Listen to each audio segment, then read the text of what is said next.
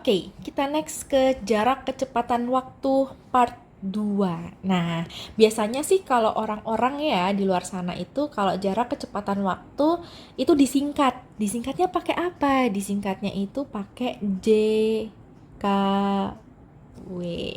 Nah, yang pertama kita bakal menyelidiki untuk rumus dari kecepatan itu sendiri. Kalau kalian melihat, kecepatan itu kan satuannya kilometer per jam, ya kan? Nah, kalau misalnya kalian bisa ngeliat di sini, kilometer itu miliknya siapa? Miliknya jarak. Nah, per atau dibagi jam. Jam itu miliknya siapa? Miliknya waktu. Nah, otomatis kita bisa mendefinisikan bahwa untuk rumus kecepatan itu adalah jarak dibagi waktu. Nah, kalau waktu itu gimana? Waktu itu ya berarti rumusnya adalah jarak atau kilometer dibagi sama yang namanya kecepatan yang memiliki satuan kilometer per jam. Nah, dari sini nanti akan menyisakan ketika kilometer dibagi dengan kilometer per jam itu akan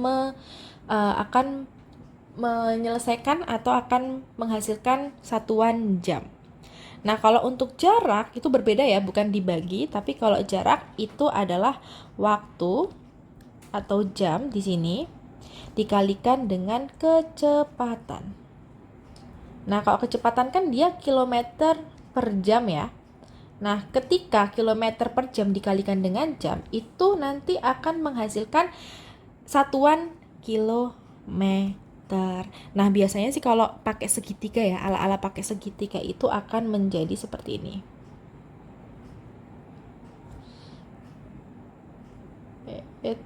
Nah, akan menjadi J K W. Jadi kalau misalnya mau mencari jarak, itu berarti kecepatan dikali dengan waktu. Terus kalau misalnya mau mencari kecepatan, itu berarti jarak dibagi dengan waktu. Nah, terus kalau misalnya mau mencari waktu, itu adalah jarak dibagi dengan kecepatan. Contoh soal yang pertama, seorang pengendara motor bergerak dengan kecepatan 60 km per jam selama 2 jam. Berapa jarak yang ditempuh? Oh ya, sebelumnya untuk rumus di atas ini itu satuannya harus sama.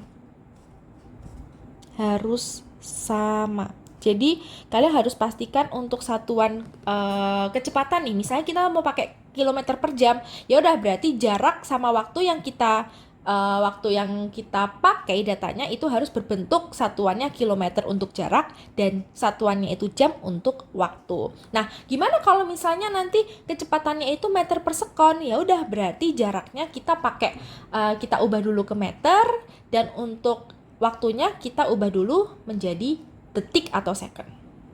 Seperti itu ya. Nah, untuk soal yang ini, karena kita harus mencari jarak, rumus jarak itu adalah kecepatan dikali dengan waktu. Nah, karena di sini itu sudah ada kilometer per jam dan waktunya juga satuannya itu adalah jam, jadi langsung aja untuk kecepatannya adalah 60 km per jam dikali dengan waktunya yakni 2 jam. Ini bisa kita hilangkan aja untuk satuan jamnya, nanti akan menyisakan 60 kali 2 yakni 120 dan satuannya sisa kilometer. Nah, lanjut untuk soal yang kedua, seorang pejalan kaki berjalan sejauh 6 km dengan kecepatan 3 km per jam.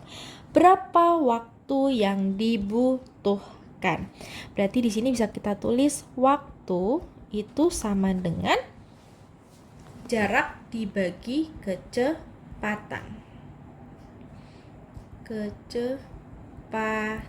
Nah, karena ini di sini juga satuannya udah kilometer dan kilometer per jam, jadi langsung aja nggak usah diubah. Jaraknya itu adalah 6 km dibagi dengan 3 kilometer per jam. Otomatis nanti akan menghasilkan waktunya adalah 6 dibagi 3, 2 jam.